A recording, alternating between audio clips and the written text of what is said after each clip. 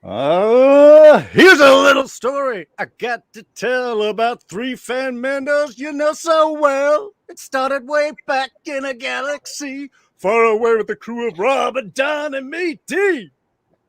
So I've been wanting to do that since last week, everyone. Oh, yeah. No more singing. That is the extent of my sing. Well, maybe one thing later, but we'll see what we get to. Hey everyone, D here. Welcome back to our Book of Fandalorians review of Book of Boba Fett. Jumping into chapter 2 this week, the tribes of Tatooine. Of course, joining me, as always, my main man upstairs right here, it is Rob Stone. What's up, everybody? Happy to be back talking more Boba Fett.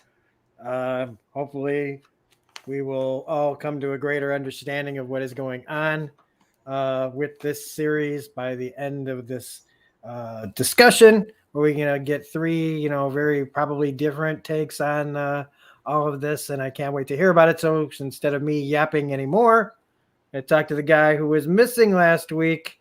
He was below Boba Fett in the Sarlacc pit. Boba Fett kept pushing him down with his feet as he was trying to get up. So it took him a little bit longer to get out. And so he's back now with us this week. So Don Willie is who I'm talking about. He's on the air. Yeah, greetings, everyone. Hey, so happy to be back. Listen, my girlfriend actually got this for me for Christmas, and it got thrown in the Sarlacc pit during that, big fight against that damn Skywalker kid. I was not going home without it. So, Very nice. But I also got a cool Mando helmet out of it as well. That's perfect. Always with the awesome hats down. That is always something that we can rely on you. Don's got the hat collection no one can beat. Want to say hi to the boy Wanda joining us in the chat live right now. And of course, everyone joining us in the archives. Thank you so much for spending some time with us on our little Boba Fett discussion. If you do enjoy it, please, of course, like, subscribe, notifications, all that stuff. Let's get into it. Don, you missed us last week, so let us start things off with you. What have you thought of the series so far? And then let's dive into just brief overview tonight before we get into kind of the main specifics of stuff. What have you been thinking of Book of Boba Fett? So far it's pretty interesting. It seems as though they are doing kind of a face turn on Boba Fett, trying to rehab his image just a little bit, because he is synonymous with being a bounty hunter who worked for the Empire, chasing down Luke Skywalker and Han Solo. So now, because this is his series, they seem like they're turning him into more of a noble figure, more of a misunderstood rebel, more than anything. It's like, hey, listen, I didn't really have a side I was on. I was just doing a job. So it's a little different, now seeing him through that lens as opposed to, oh my God, his Boba Fett showed up, Luke, get the hell out of here. Yeah. So I'm not sure how to feel about that right now. I'm not sure how to feel about that. I understand them trying to sanitize or rehab his image, but something that made Boba Fett the man in pop culture was the fact that he might not have been the bad guy himself, but he definitely worked with the bad guys and had no problem doing it. So for him to kind of be this semi-altruistic, I intend to rule with respect and all that, I'm like, I mean, okay. Yeah. I mean, if that's what you want to do, I guess, but but like the Boba Fett that I guess people really have in their heads for the most part wouldn't care about, ruling with respect. Remember, at the end of Mandalorian season 3, the promo for Book of Boba Fett is him just walking up and shooting Bib Fortuna, kicking his body off, and sitting on the throne. And a badass stormtrooper fight in one of the previous episodes too with that stick. So yeah. Right. So all of this kind of, oh yeah, I'm not really, I'm not really such a bad guy once you get to know me kind of thing. Like, I don't care. No, let him be ruthless. Let him be as ruthless as possible. That is the Boba Fett that we know and love.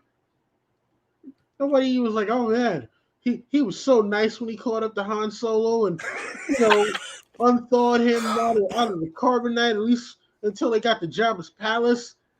Yeah, he was gonna come back and get him and take him off of Tatooine and find a way to clear his debts. No. All right. Okay. I'm getting the feeling of where you're coming from here. Let's shift up, Rob. We get an idea of how Don's feeling. What was your feel on this week's episode of Boba Fett? Because we talked about some expectations we had. Hopefully that this would satisfy. So I'm curious how did that deliver it all for you, or how you feeling after week 2? This one I had to watch 3 times. And each time I felt a little bit differently. And then for some reason, by the end of it, I would go back to feeling the same as I did like initially. Because this episode's all over the place. There might not be a lot of scenes, but there's some really good stuff, some really pointless stuff, some really disappointing stuff. On a critical level, like I said, I've been enjoying these episodes as a sit down, turn my brain off, watch some Star Wars, but then taking the notes at the same time, going, okay, you still have to wrestle with the critical look at this. And the critical look at this is not very good. I don't know what, to go off of what Don is saying. This isn't the Boba Fett we know. Even if somebody just watched the original trilogy and only knows Boba Fett from Empire and Jedi, they would still think that this was the guy who is like the most feared bounty hunter across the galaxy. You don't need a lot of information on this guy to know this. And even though they've explained it, I guess, by saying that he's seen where working with these people has gotten him, and now he's ready to change his ways. But it's like a little too. We get a lot of these stories where we see somebody at the end after all the adventures, and everybody alludes to all the adventures, but we never really got to see Boba Fett's adult adventures anywhere unless you were reading the comics or reading the books. And so this is disappointing that we're not getting to see that some of that version of Boba Fett mixed in, even if it was just partially mixed in with some of this other stuff, where we could see maybe, if they told it from like 3 perspectives of past Boba Fett, pre-Empire Boba Fett with, but post clones, if we had some of that mixed in with a little bit of the Tuscan Raiders stuff and a little bit of the present, him taking over Mos Vespa or whatever. If we had, but then again, you could run into the problem that Marvel's having with, having too many things. But this episode was long.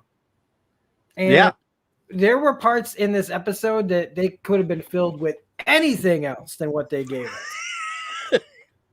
Especially near the end. So, I mean, you can't say that there's not space in there for all these different parts. Last week we had a 30-minute episode. This week we get about a 50-minute episode, close to it, without the credits. it got close to that. So I mean, if they're capable of telling that much story, if they're not uh, constrained to any time limit, you know, there you can do all this stuff, give everybody a little bit of something, and still have this redemptive story in here. But you're not giving the hardcore fans anything that they can't get basically anywhere else. It's just this is happening to Boba Fett instead of someone else, you know what I mean? Like, because Yeah. a lot of what we're seeing in this is stuff that's very well tread storylines. Yeah. This was a trope fest from kind of beginning to end. Certainly in our little, flashback dances with lizard sequence. Um, look, I was going into this with the sort of idea that I must be watching a show from an alternate reality, a mirror universe. I have the goatee already. I can blend in. And in my universe, the show everyone else loves sucks. And it's not that there aren't enjoyable moments. Ming-Na Wen can just literally hang out and fit perfectly. She's the only one that I'm really seeing that actually seems to fit into this world, at least in the modern sequences. Awesome Tuscan Raider warrior, female actor by the name of I'm old, people. I sometimes use old references. By the name of God, I had that written down here. Joanna Bennett, just doing amazing work, looking awesome in everything that she is doing. Some very cool, interesting bits. But a lot of the ideas that you're throwing out there, Rob, would threaten to give Boba Fett an arc. And that is one thing they are avoiding with every fiber of their being. There is no explanation of why anybody is doing anything. Why is Boba Fett in the Tuscan village to begin with? He seems to be free. He wanted to get away. Does he have nowhere to go? Is he fighting against, as you were saying, this is what happens from this life? I don't know. We have to fill in those blanks because they tell nothing about that. He's just there doing his Kevin Costner bit. And again, talk about worn tropes. You have the Maori white savior, which I didn't know you could do, but congratulations, Disney. The whole classic train gag, which I'm dying to get into. Then, of course, you have the success, the granted of weapon, the spirit world journey where you find your. I mean, it's like you check marked every old trope that you possibly could. And there, I mean, you got to make choices with stories, but just none of these are interesting ones, which again, we'll get into in little bits. As for the current, which I think we'll jump into first here, why does Boba Fett want to be Daimyo? Why does he want this job? That's the question I want to throw out going into this, because it not only is he just horrible at the job, I don't understand how he's going to last that long, especially because he keeps taking off his helmet out in the middle of the street where snipers can get you past the Beskar. So, Don, the current story, Boba Fett taking over Jabba's bit with. I hope they get a car, because that's a long walk from town for Fennec to take the prisoner. Did you walk the whole way? And then did they walk all the way back? That's what I want to know. That's the first thing that I want to know. Do they have a car, a speeder, a bike? I would hope that they at least have a land speeder. I mean, he's got a little bit of a party now. It's not just him and Fennec anymore. So, excuse me. Yeah, or at least a pair of speeder bikes, something, I mean, it's funny because everywhere he goes, they're like, "Oh, I didn't hear your litter." Mr. Daimyo, Boba Fett, sir. He was like, no, I walked. Like, you're the Okay. crime boss of like the whole planet, right? Why are you walking? I, cause I walk. He's a neighborhood daimyo, a friendly neighborhood daimyo. Maybe that's his approach. I don't understand why somebody please shoot someone. That's all I'm asking. God, when that guy was first shot finally in the mayor's office, I was like, finally! It was like 3 times beforehand. I'm sorry, I'm jumping in. They screwed up the mouse gag. They screwed up. The mouse appears, and then you say the Rancor's dead. So you get that, it's childish, but everything else is childish too. You don't say the Rancor's dead and then show a mouse pop up. What's the point of that?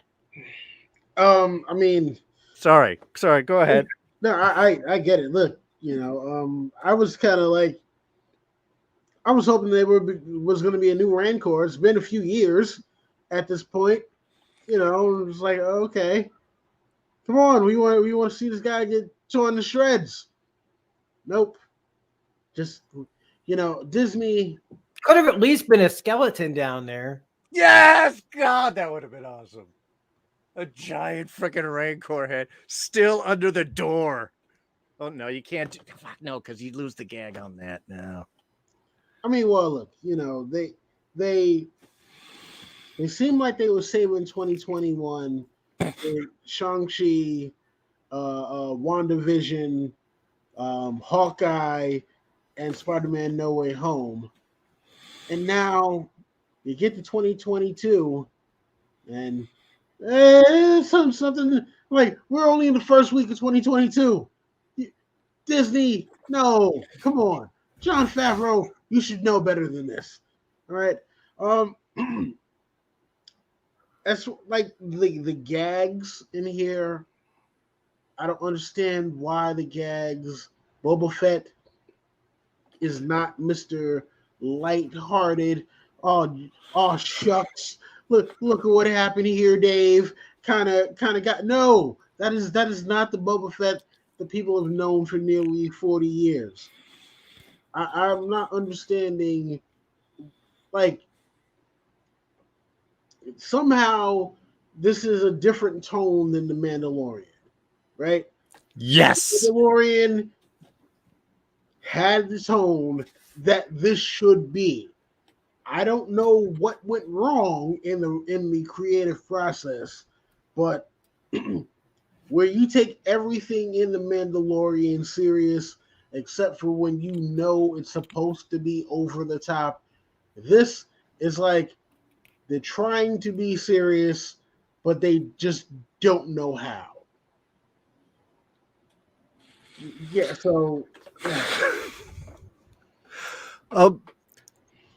well,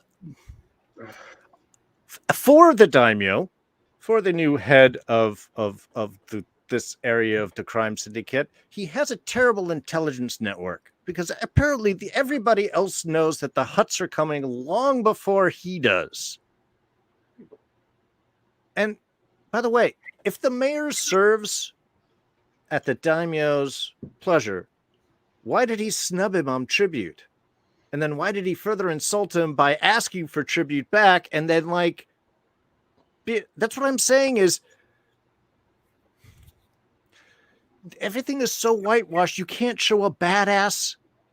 I mean, outside of like kicking the crap out of people, and there were some nice fights. There was some good stuff with that. There's no shooting. Nobody's dying. How is he supposed to rule a crime syndicate when he doesn't commit any crimes? Because or want anyone else to. Because really, the rule with respect. I mean, are we should just are we gonna tap dance around this for like 8 episodes? I mean, we should just say what it is. I mean, it's like we know why this is what this is.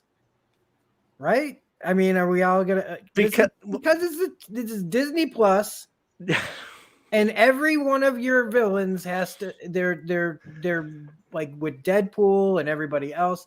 Everybody's got to be nice, and there can be no conflict unless you're in this kind of like a forced conflict by textbook bad guys with very, very cliched motivations, so that it's standing up to bullies. It's whatever. It has no balls. It is just safe for anybody in the family to walk in for the most part, and that's what this is. This is what it's a bad sign going into the beginning of the new year that this is how we're starting. I will agree with that, because Well, yeah. And if you want to do that, then do an where we're animation. going to go. And if it's written by Favreau and it, like all the things behind this, like Favreau is synonymously known for being mad about Iron Man 2 and how they meddled around, and now he's still working with them. He is still being a high profile director with these people. He's getting a lot of leeway to do all sorts of stuff. And then, but like, are there, I feel like there had to be some kind of interference here with this show, like what they might have wanted to do and what they got. Like, but the thing is like, again, because I'm thinking about the history that Favreau has with Disney, like, would he be like, wouldn't he, I would feel like he'd be more willing to fight back a little bit. Or maybe they finally just found the right amount of money that means I don't really care. I'm not going to fight because I'm getting great paychecks from these people. Well, and it could also be, look, we'll let you do whatever you want with Mandalorian. We want this with Boba Fett. And he goes, fine, I'll run it, and then toss it to the directors, and they can clean everything up and, make it all sanitized. Because look, and look, I have no problem if they want to put out a show like that. I mean, they've got a huge range of Star Wars products, a huge range of storylines that they're doing. They've got animation, they've got live action, but everything sort of belongs in a place. When you're doing the live action Star Wars, to me, it should match the tone and feel of the movies that are out there, because that's what you're showing on your on the channel as well.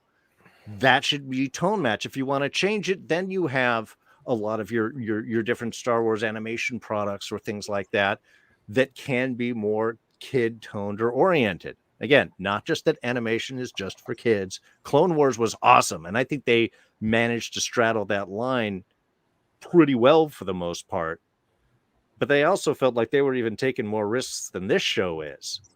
I took a couple of notes. One's really funny, I think, and one is kind of like describing what I was thinking about, like the making of this show. This doesn't even feel like a Disney Plus show. Yeah, this feels like, and to me, and it was just how I felt watching it this morning, was I felt like I was watching an ABC version of a Star Wars show. I was thinking Agents of S.H.I.E.L.D. I was thinking like because we all love Agents of S.H.I.E.L.D., but Agents of S.H.I.E.L.D. is easy to do for a network show and still keep it fun and funny, and the action is all there. But this feels like a TV show. This does not feel like a Star Wars experience. Yeah. And when you throw in all the tropes and cliches on top of it, you're watching television. You're not watching something greater than what we get on a lot of other streaming services, even as bad as some of them can be. And some of them know what they are. Some of them are just straight up sitcoms or whatever. They're not trying to rise above anything. But this is Star Wars, and there is a level of quality that is expected from this when you're making the live action stuff, at least. Sure. With the animation, there's been varying degrees of good animation in their animation. But this is like, this just feels like tune in at 7 o'clock on Sunday night, right after the Wonderful World of Disney, with the Book of Boba Fett, starring a bunch of people from TV. Yeah, you're right. It feels like an early prime time, 8 or 9 o'clock, and not the 10 o'clock time slot. Because we've noticed the difference when you get into that 10 o'clock time slot. They get a little harsher, and this does not feel like that. The funny note I took, though, on it was, this feels like one of Andy's stories from Toy Story. It is, because he just talks everything. You just take him, and he's just like, okay, Mr. Fett, you take Fennec Shannon. Oh no, here come the Hutts. Boo, boo, boo, boo. And, then there's the cool looking Wookiee that just stands there, and it's like, oh, here's the Wookiee don't like you. Better watch out, Mr. Fett. And then he was cool looking. Yeah. And then he's out there, showing the Tuscan Raiders, we're going to show you how to take the train. Oh my God. It's Lego Star Wars. You're right. It totally is. Jon Favreau didn't write this. One of his children did. That's right. Oh my God. Jon Favreau Jr.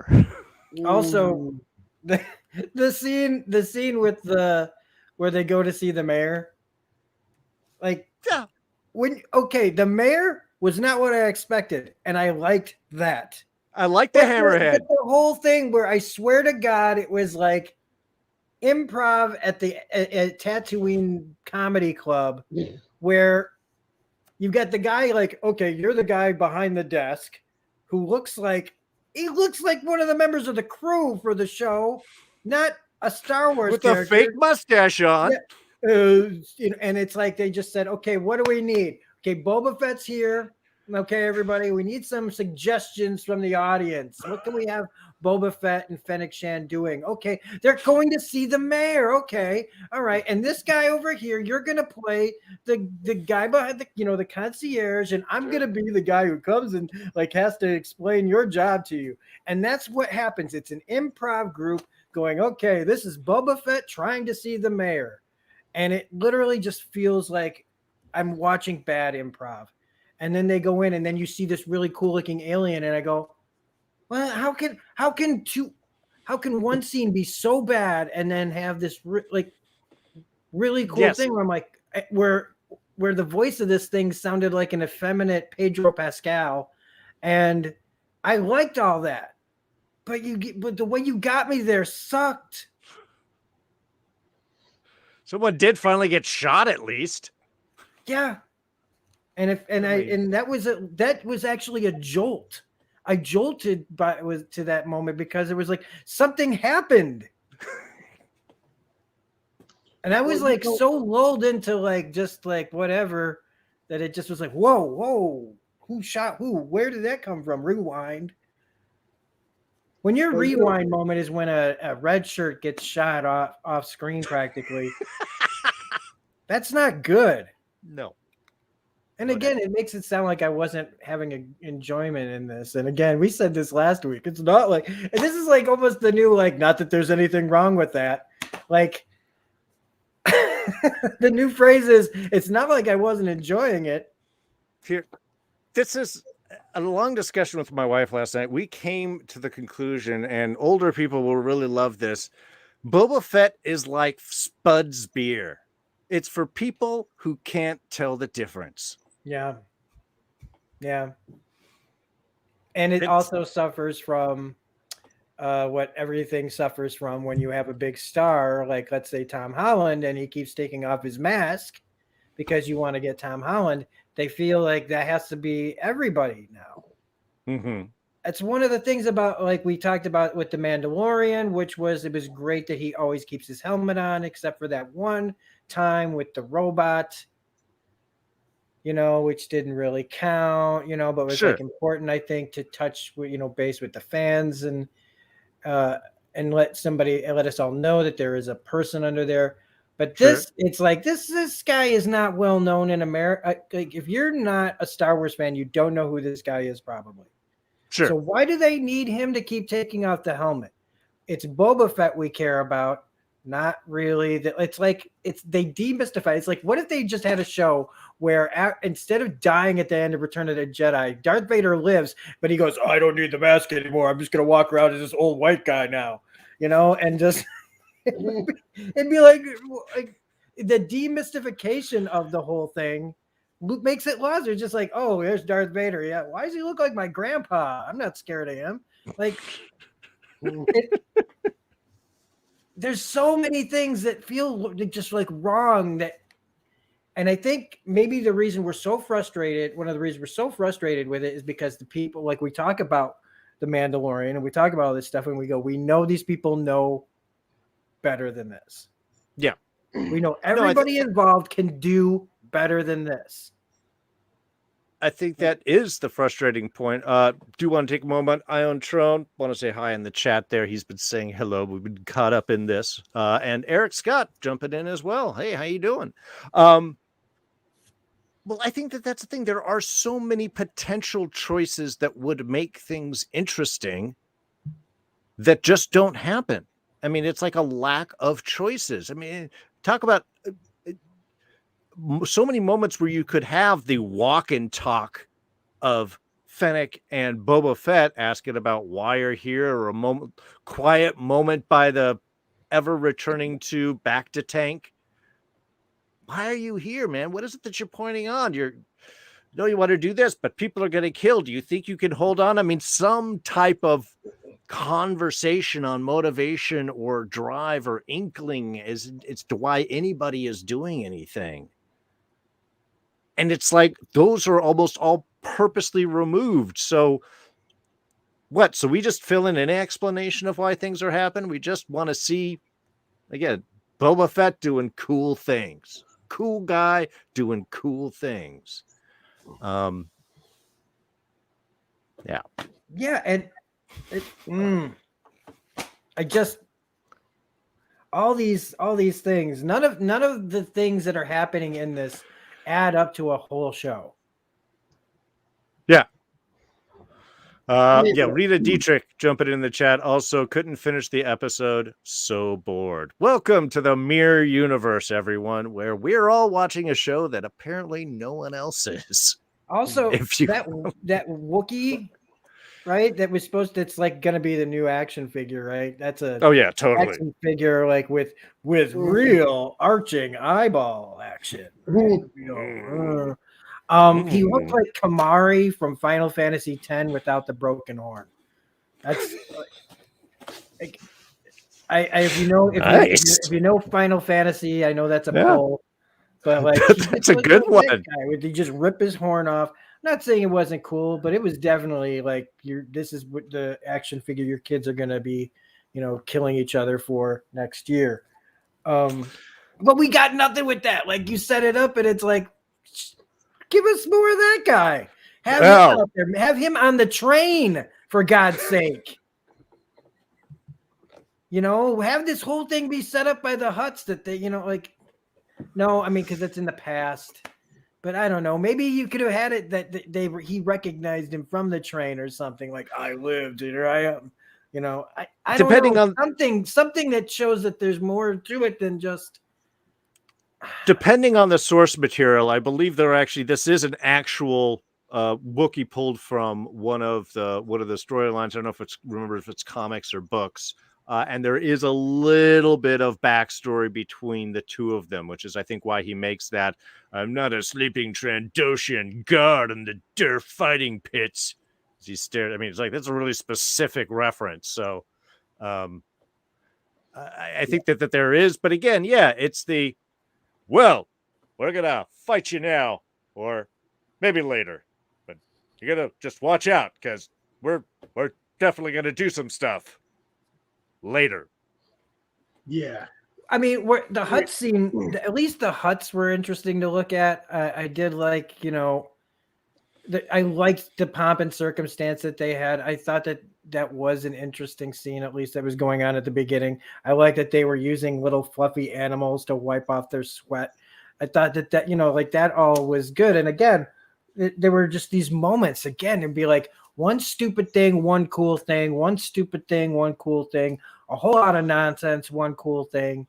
you know, it's like, yeah, okay, as long as we hit that one beat where it pays off, where people go, oh yeah, and it doesn't matter how we got there, but it does matter how you get somewhere. If the saying is the journey is, it's all about the journey. Well, it doesn't matter where you're going if it sucked to get there. Yeah, true. There might have been a lot of walking in Lord of the Rings, but every time they stopped walking, they got into some crazy shit, and it was worth, paying attention to. This has just got like, I thought that when they got to the train stuff, at least I felt like I was watching the Clone Wars. That it did feel more like live action animation. It really did. I was like, okay, this is cool. You don't have to take this part seriously. It's just fun, cool stuff. It even had a montage.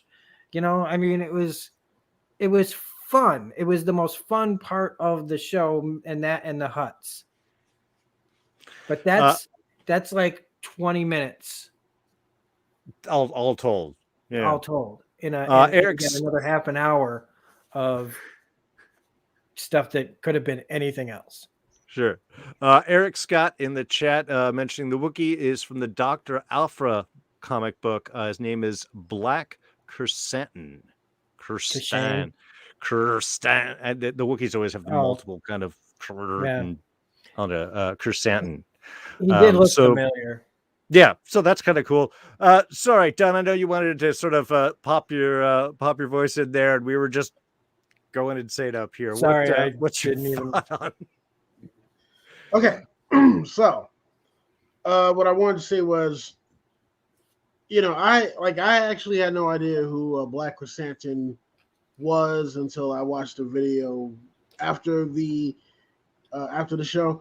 Mm-hmm. But I remember seeing that, when he popped up at the huts and saying like, "Oh wow, that is one cool Wookiee." And obviously, seeing how the budget for the TV shows is smaller than movies, for me, the huts kind of looked a little outdated. Sure. I don't know if there is a way to make them really look real without practical puppets.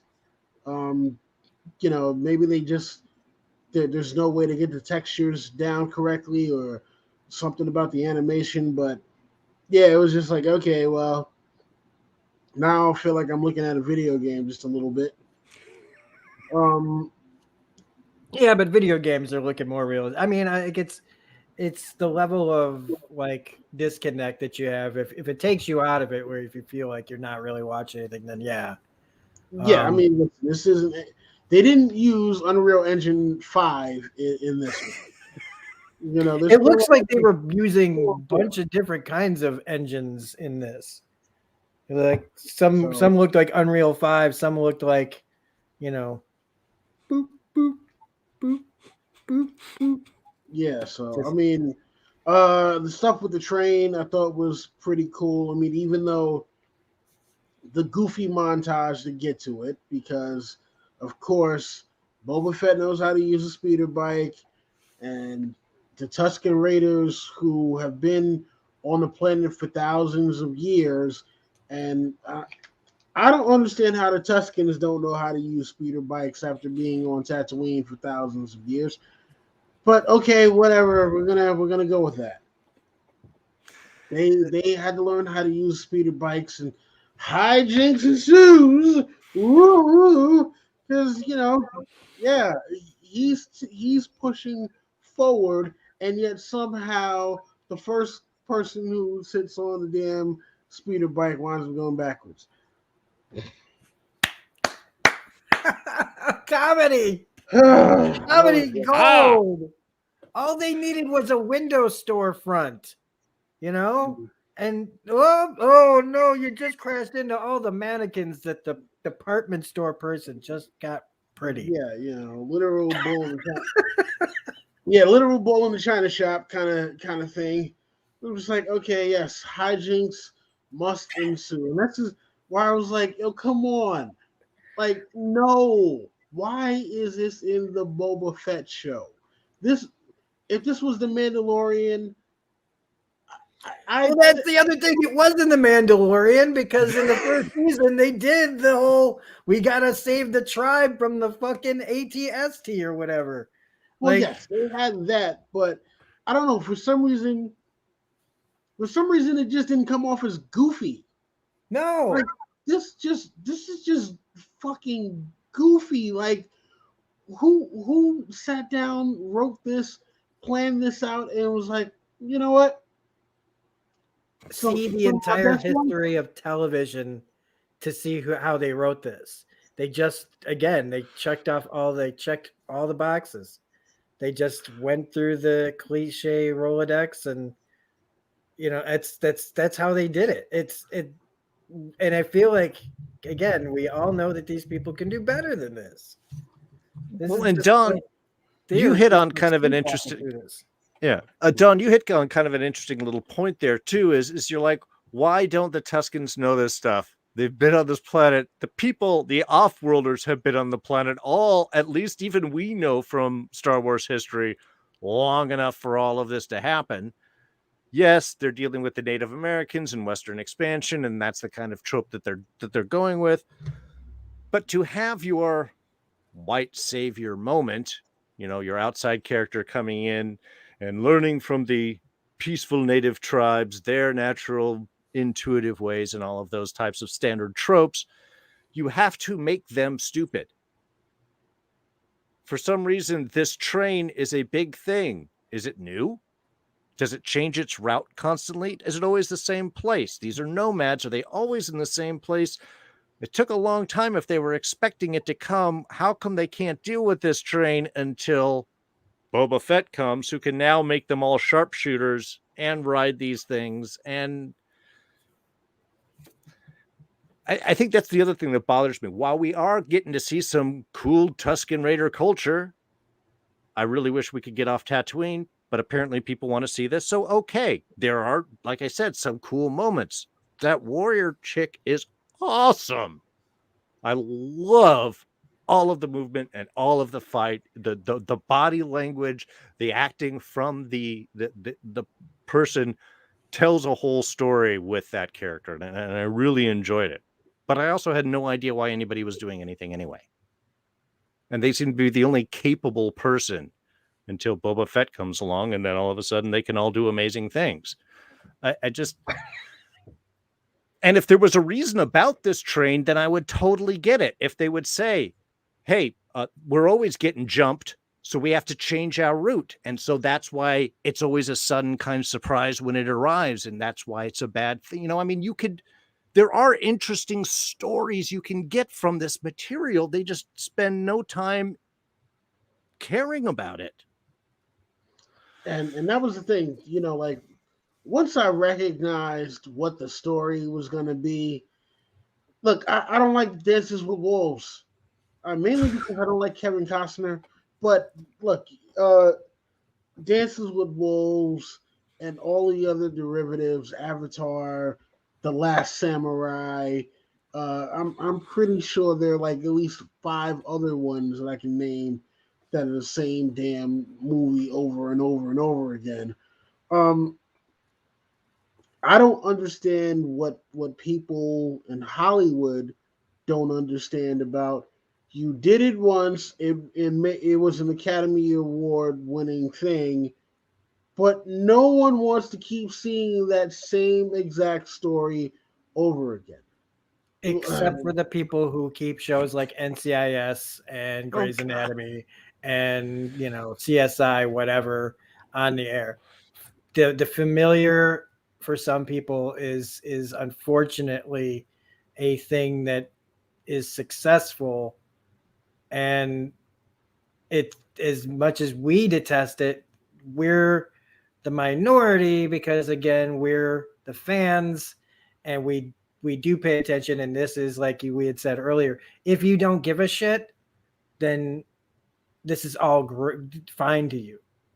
You don't know, you wouldn't know to look any further than you've seen it before and it made you laugh. And so you're going to sit there and you're going to smile and you're going to see it again and you're going to laugh. Well, and also for John Q. Public. And it's just, it's unfortunate that we have to share this space with other people sometimes because we would like more intelligent fare than what we're getting. And it's not to insult everyone like, well, you're No. not smart enough to get how stupid this Yeah. is. It's not so much. I mean, part of it is, and Rob and I and Don have discussed the fact that because we break down stories and shows and stuff all of the time, we have a certain eye towards story, and some people do. They just want to watch cool people doing cool things. Episodic television is filled with that. Yep. There's no character arcs with characters. It's the same one. The Simpsons, nobody ever changes, maybe slightly in an episode, but it's all forgotten by the next one. There's no real change. Often what you do is you have the characters around, you know, the A-team doesn't change. But when it goes to a town, they change the people in the town, and that gives you your little character arc. Eric Scott in the chat mentions that somebody on a YouTube video mentions the Tuscan Raiders represents Boba Fett's 3 phases of life, seen before and will be seen. The child, prequels, the warrior originals, the leader, now. Yes, if any of those people were different. And that's kind of what we're getting to, is the Boba Fett that we see is the same person at all 3 of those stages. And he hasn't changed. There's no understanding drive for him. Even the whole dream sequence, you could probably make up 3 different possible conclusions of where that ended up, you know, pointing him. Is that telling him to go to his father to embrace his past? Is he breaking away from his past? Is that what he needs to do? Does he need to remove himself and go find himself, and so he travels Tatooine like Kane for the next 5 years? Or is it to go... Will they tell us? I don't even know that. No, because then it can be any of them for whoever it needs to be. Mm-hmm. Whoever's sitting at home, it's like a fucking love song that you've heard a million times. You hate it until all of a sudden one day you love it because it just suddenly is all about what you just went through. Sure. And so it's just eye of the beholder. And I mean, the slogan for the past 10 years is going to be embarrassingly, it is what it is. Oh, ow. True, yep. But ow. Yep. Well, it should hurt. It should hurt. It's all 2020, folks. It's not 2021 or 2022. It's 2020 and 2021 and 2022. This is 1 year that will literally last for 10 years. We're never getting away from it. Keep your mask on. Stay safe. Don't go out. Now I really need to live to be like to hit 2100. I gotta be like a 150-year-old guy who's like, I finally got away from that blasted 20. Now I can die. Just didn't want to die that stupid century. Wasn't gonna let that century beat me. We do not want to spend the next 6 episodes harshing on the show. We said it last week. We are saying it again. Damn, we so want the story to be good. Except now we know. We know. We know, though, now where it's all going to be. They have laid it out for us. We were hoping to find out what the plot was going to be. We know it now. And unfortunately, that answer is it's several plots that no one really wants. It's not plots that some people don't mind, but it's plots that nobody asked for. And I bet you there is tape last year when we talked about the book of Boba Fett. I bet you that there is tape from one of us saying, God, I hope this isn't what happens. That we're following him around in the desert for a whole season. Oh. And I know at least one of us said that last year. Yeah. And I don't know. It could be any of us. Yeah, it does sound very familiar. And it's like, well, we're just living it, man. We know what this is going to be. And so we're just in it. And so I think going forward, we should just have fun, like it be like more literally like this. Just have a fun, almost open discussion about it, because there's really no point in really breaking all this down when it's all just a big mess anyway. Whatever pops in your head, you know what I mean? Like it, because that's what it seems like for this show. It's like, well, did we do a guy who almost goes over a cliff gag? Okay, well, we'll do that one next week. Oh shit! Well, Oh we think he no! went over the cliff, but he didn't. He didn't really go. I don't know what accent that was, but like, I don't know, but place your bets, chat. What episode are we going to have the false over the cliff gag? Because you're right, it's totally going to happen. Don, please Okay. jump in here. Okay, so you know, runaway it's just, banthas. You know, it's just how is it that we go from the Mandalorian to this? You know, after the end of Mando season 2, excuse me, the fact that they were even doing a Boba Fett show, it was mind blowing. Oh, yeah. Because for one, didn't even think we'd ever see Boba Fett back, right? He goes, he gets his armor repainted. He's looking like a super badass now with the new look. And you're like, oh my God, they're giving him his own show. They're even halting season 3 of The Mandalorian so they can give him his own show. And then he shows up and it's the Boba Fett comedy hour. I don't know how the hell that happened, but I am not amused. But the one thing that I did want to say, I think is going to wind up happening.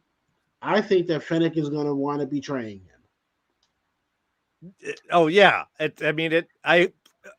kind of sadly, yes. Oh, no. I don't want it to happen because I kind of like the two of them together, like going, but yeah, I mean, come on. At this moment, she's got to be looking over like, what happened to you? You were a badass, and now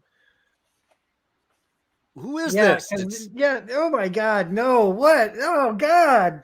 Like this I is was like the thinking worst about it. speculations. Like this is like not like when we're always joking about when Mephisto's gonna show up. This is like we're playing bad TV bingo. Like Yeah, because I mean, it's like oh God, but all of these things are so possible. because think about it like this, right? Episode 1. Not that there's tension, but there's definitely every time. Excuse me, sorry, got a little bit of a sore throat. Every time that he says something that she doesn't agree with, she definitely voices her opinion about it. Now she doesn't agree with what he's doing, and then there's always this kind of look over the shoulder kind of going on, with her character.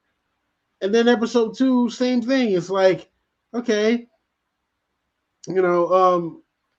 yeah, what I don't understand why it is that she questions him in that way. It just to me, it just looks like okay, he's gonna do something that's either gonna get one of the two of them hurt, or somebody's gonna approach her with a big bag of money and be like, hey,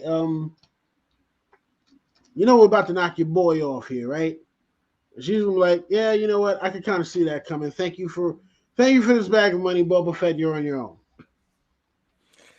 No, Ming-Na's too good. She will do that, but she'll double cross them because she'd never betray Boba Fett. See, but she'll let them know that she would, but she won't.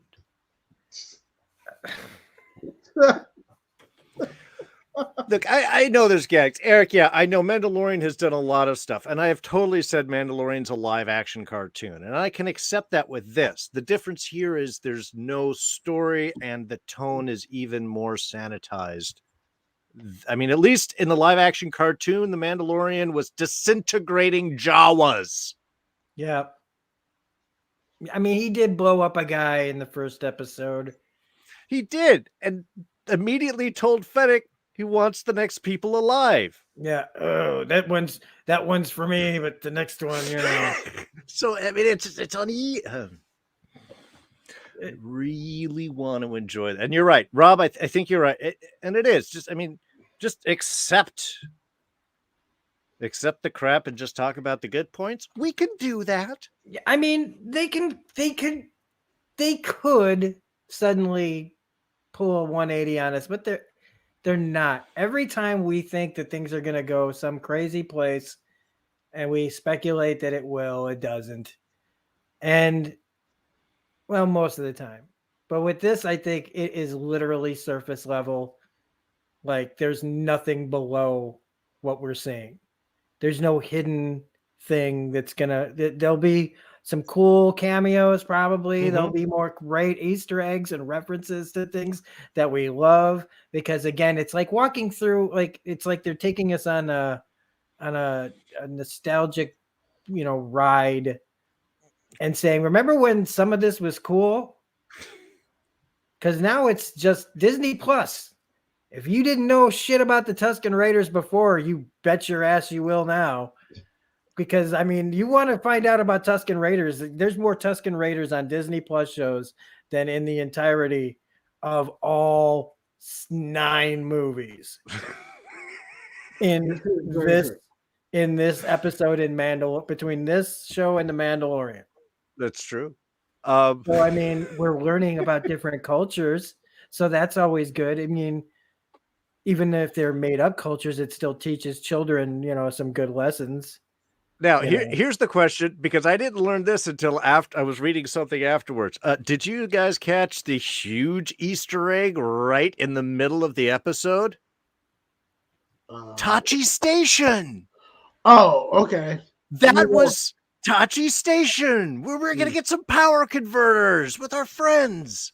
Wait, was that the place where low-rent Andrew Garfield dressed as Han Solo got into a fight with the biker gang? Yeah, that was it. That's actually another one. Those are supposed to be 2 of Luke's friends. In New Hope, there's a deleted scene where I guess he goes to Tachi Station and he meets up with a couple of friends who have the names of these 2 characters. So obviously the actors have aged too much to be able to play them. But yeah, look, I'm all up for Easter eggs, but at least put Tachi Station somewhere on the wall or the thing or a touch, or, a hint. There was a broken neon sign outside where it's yeah.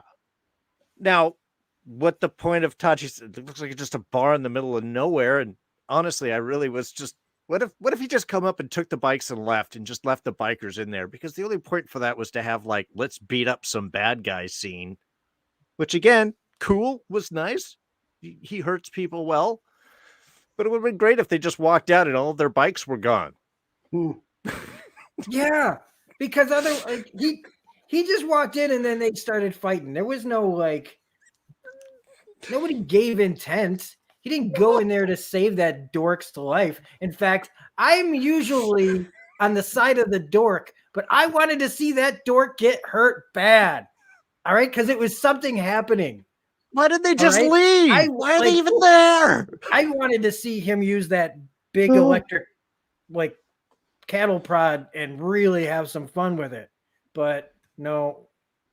Just some really bad knees to the gut. Okay. Again, bad stage knees to the gut. Not even films hits. That's a stage hit right there. And if the Tuscans know that this train's rolling by all the time, why don't they just not be there? They're nomads. Yeah, I mean, it's just like, hey, we could just go where this guy isn't. See, that's all I'm doing. And how did he know that they were going to Tachi's station?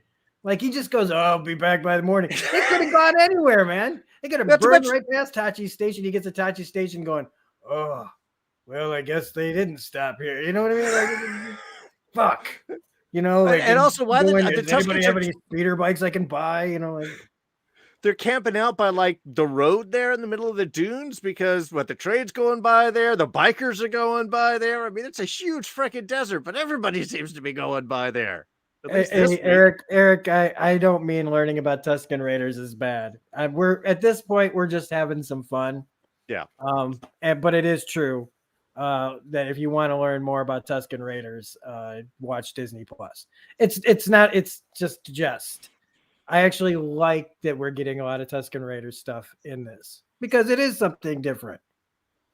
I just want to get off this damn planet. Yeah, it's just that, again, the way that we're getting there is just well worn, and maybe we're just jaded and we've seen so much, that it takes sometimes a little while to blow some skirt, what is that? What's the term? Blow wind up our skirts, like to really get us to really get us like to wow about something, and it's easy to be more critical about it. But there's not three guys here that would rather be completely praising this show rather than at this point openly mocking it. Yeah, definitely. I mean, listen, this is how we're getting through it. I wanted to really love this show the same way I fell in love with The Mandalorian, or I would say the same way I fell in love with Cobra Kai, because Cobra Kai is a show that took beloved characters from an older franchise, brought them into a more modern time, gave flashbacks, even though they weren't extensive. But you had Johnny Lawrence, who's a character who was seen as the douchebag when it came to the Karate Kid franchise, but they were able to turn it around. It's like, yes, he's still a douchebag, but you understand that it's not all his fault. A lot of it was nurture versus nature. And here it's, all of a sudden now Boba Fett, instead of being, I guess, kind of like a Johnny Lawrence, where it's like, yeah, okay, yes, I was a douchebag, freaking bounty hunter. I might not be as bad of a guy as people think I am, but yeah, I'm still not out here doing anything to be altruistic, and that's the thing that just kind of sucks the life out of this show, is because the central character and the central premise behind him has been stripped away, and he's this sanitized, kind of puppet version of himself. It's one of those things where you're just like, no, this is not the guy who is supposed to be on screen right now. All of this I want to rule with respect and, bring him alive. And I mean, I'm pretty sure this guy wouldn't have been like that at all. Nope. Remember, he shot his own partner to death when he thought she was going to rat him out to Obi-Wan. Yes. Yeah, it's again, it just all goes back to like what we know, why it's all happening. And I don't normally give credence to like when people get all like they're doing this to that and the other, but with this show, they really just don't seem to care about telling a good story. And this is a big moment for the actor, who's, again, we talked about this last week, who played Django. He's Django Fett is there in front of us, and he's and Boba Fett is basically like the other part of this guy, and they've got this connection that goes beyond like father son or brothers or whatever. It's crazy. It's like almost like kind of like twin paradox kind of thing. I feel like, but we've lost that. Like it's like I read the comics or I read the books and you watch things and you see Boba Fett or Jango Fett doing extreme things. Like you're waiting for those great big action movie moments from your action star, and they're just not really there. It's, again, we're watching old man Logan. We're watching the guy at the end of the road who's got the one last thing, and that's what's sad about this, is it feels almost like this is it. This is going to be it for the most part. and this is You how bet. we're sending off this character into the sunset as, you know, the savior of most Vespa at the least, I guess. When really we just want to see him again. We talked about this last week of just having crazy adventures with Fennec Shan out in space, causing all sorts of stuff, and that this would be fine if this was a 2-episode arc and we moved on. Sure. He got the hell off the planet where he's like, you know what? I realize this isn't for me. You know, like even if he did like a crazy turn where he's like, guess what? I fooled all of you. I didn't want to be this guy. I just needed to waste a little bit of time so I could get some cash together from all of you believing that I was the guy taking over. Now I've got a little nest egg. I could take off and go do whatever. That's the kind of thing I wish that they were going to pull on us. But see, that's clever. That's going, oh, that's usually like, there's nobody wants any oohs. They just want us to all go, oh yeah, comfort. This is comforting. I want more of this. Just let me sit back and become one with my couch. Well, and you know, I mean, I would personally be happy if they just like gave me any type of motivation or reason why anybody is doing things. But I guess you're putting it in a way is it's empty so that we get to fill it in. Has his time in the Sarlacc pit changed him? That could be the story we write because we don't bother putting it in the show. Is he just biding his time until he can get his revenge? Yeah, that could be a motivation, but they're never going to say it because it's not going to happen in the show. So it's almost like a fill your own adventure bit, only it's a fill your own, choose your own motivation story. No, I'm just picturing like because you know he did it. You know the lizard. We didn't talk about it, but the lizard goes up his nose, right? Yeah. Again, pretty cool. That's pretty cool. Like it comes out afterwards. And I just and I thought that when it came out of it, just when it said you have stage 4 cancer, you know, I don't know why I thought that, but it's horrible. But we're all getting dark at this point. It's getting we're just if lizard come out, you don't have, you know, it. If it don't come out, you're in real trouble. I'm curious. Are the Tuscans going to be pirates now? Since they seem to be very happy of all the treasures that they've gotten from this train, right? That's going to be their new evolution. Well, maybe we just start taking stuff now. No, sorry, I just threw that out. And the mirror signal thing. Desert people never heard of mirrors. Like, you know, another plot that would have been better than this is if he like rallied the area together against an incursion from some other place, like from let's say the Empire decides to come back down there. They're looking for some safe haven, the place that they can like lay low, and they, you know, he armed them up. If that was like an end game to this, of like where Tatooine is no longer going to be a slave to anyone but itself, you know, like we're going to police our own. We're not going to let any place like the Empire come up. That's at least something. Underworld wars. It's a war for there. He wants to create balance and strength for Tatooine itself and fight off all these. Yeah, that's a great one. And I mean, I guess I would say that that's where we're headed, and that could be something. I mean, the whole you know, permission to kill the Hutts. Who do they have to ask permission to kill Hutts? Who's in charge of Hutt killing? The other Hutts.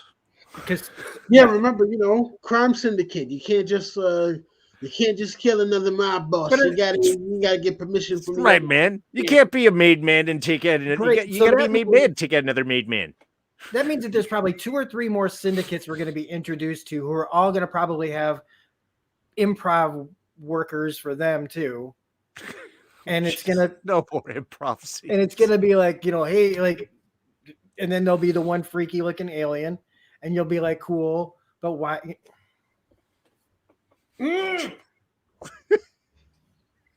I'm getting oh boy, man. The longer this goes on, like this is like, we're gonna back things off. All right, Don, I'm gonna toss this for any final thoughts on your end before we wrap this up. Are there any points that you wanted to discuss, bring up, point out, laugh at, praise?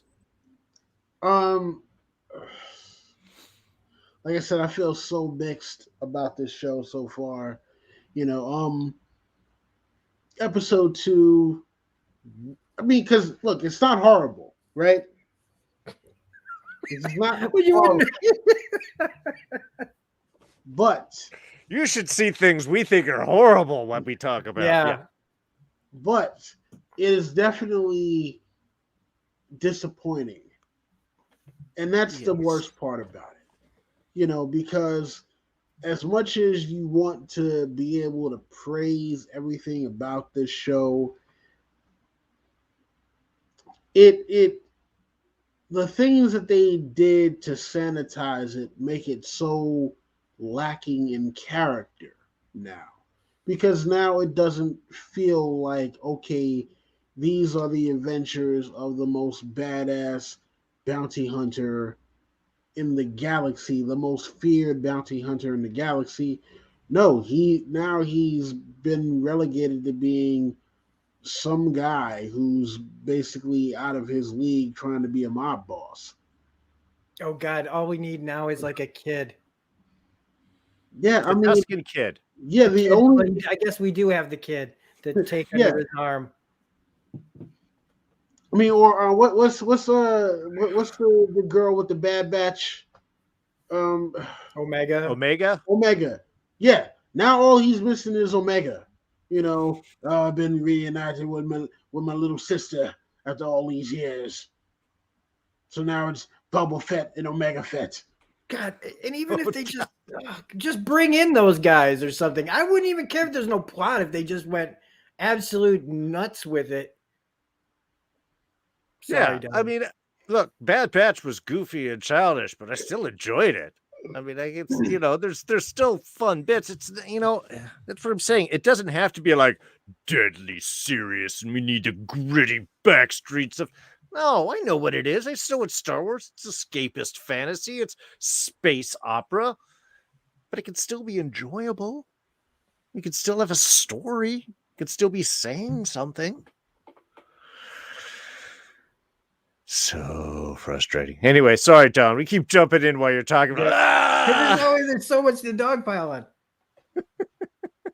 I mean, listen, I get it. I mean, we have all been negatively affected by this show. And apparently, for Rob, he's been more negatively affected than either of us. So, hey, it happens every now and then. So, again, wanted to love this show. I'm still gonna give it a chance. Oh yeah, I'm not gonna give up on it.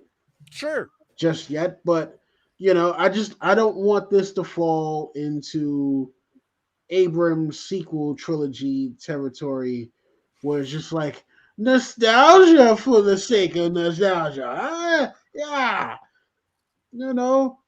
Bad guys know bad is bad. Because now everyone is too gray, right? Yeah. I'm like, oh God. Can we not do that? Just yeah. I think we would all like to see that. I think the audience mostly, even though they hopefully are enjoying the fun that we're poking at it, understands that, we would all want to see a better show. And we know that they're capable of it. I think that's what's just, like you said, it's the disappointment, I think, that's bigger than just going, oh, okay, it's whatever it is. All right, so I think we should go ahead and wrap up. We're just going to keep harping on it if we just keep going on there. I think we've covered all of the main bases. So we still have 6 more episodes, or it's 8 episodes or 7 episodes. Do you remember? 8. We have several more episodes coming. We are looking forward to hopefully just some change in storyline, some interesting stuff. I would like to see motivation.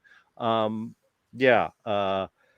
now, as a mob boss, I feel like Joe Pesci could come in and kick the Boba Fett's butt. And I'm not talking about the characters that Joe Pesci plays in Casino or Goodfellas. I'm talking about actual Joe Pesci. And I've been working for that joke, and I keep forgetting it all episode long. So That's all right. That's out. We're done. Rob, final thoughts, and where can people find you? Well, my final thought, since we've already talked about everything, is I tried to find when you were talking about the actress Joanna Bennett that plays the Tuscan Raider warrior. Yeah. And I thought, oh, cool. And I found it. And I thought I was going to have a tidbit that was more interesting than anything that happened in this episode. Because I pulled it up and I was like, oh, Joanna Bennett. Who's her parents? Oh, Tony Bennett. Tony Bennett is her father. Except it's the wrong Joanna Bennett. So it's not even a good freaking thing. And that's kind of this whole, it's like a metaphor for everything. Jeez. So she's just a blonde actress. But Yes. no, but it's just you can find me here. You can find me here right now. This is what I'm doing, man. I feel like if you've ever seen Where the Buffalo Roam. Oh God, yeah. I feel like I'm kind of doing a mild, a no booze, no drugs version of that, where I'm just doing what I'm not showing up for the things I'm supposed to be doing. You know what I mean? The world's on my time right now, except for my actual job. So I'm just kind of doing whatever. And I'm here every week right now doing the Fandalorians. And I'll do some stuff on my channel when I feel like it. Right on. But we do have that thing. Oh, we do have a thing we're going to do over on Rob's channel. We're going to do a flashback of 2021. We're just trying to set some times and stuff. So it'll be a week or two coming up. Keep an eye out. We'll let you guys know before anything happens. Don, what about yourself, man? What are you doing? What are you up to? What's going on? And any final thoughts? Well, let's see. Final thoughts. Please don't let the ship actually be sinking. Oh God, please don't let the ship be sinking. Listen, I'm here every week. You see me here on air with the guys. Yes. My girl got me this for Christmas. I had to save it from the Starlight Pit. That's why I wasn't here last week. But you can find me here and soon.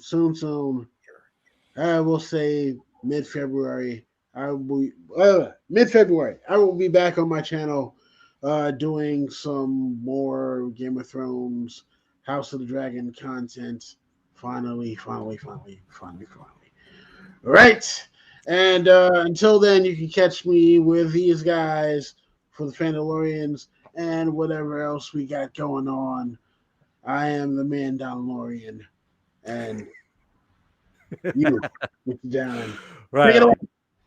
Well, of course, I'm D. My name is Darren Jakes. You're watching my channel, D's Reviews. We are, of course, covering the Book of Boba Fett for the whole season, Thursday nights at 6 p.m. And usually we can catch most reviews of either the current Star Wars or Marvel series that's appearing on Disney Plus, because we're total shills, despite the fact that we make fun of them all the time. I don't know. I will happily sell out Disney. I just want to let you know.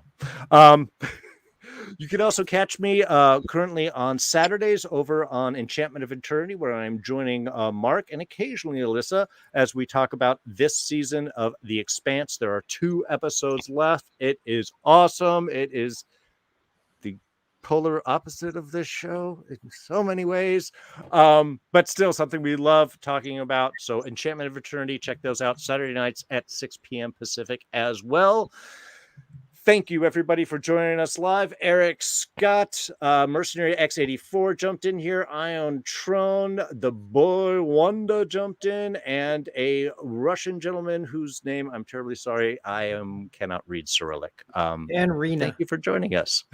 And Rita, yes, thank you. Did join us. Thank you so much for reminding me of her jumping in. I want to thank everybody who's also joining us in the archives. Of course, like, subscribe, hit the notifications, all those things. And we will catch y'all next week.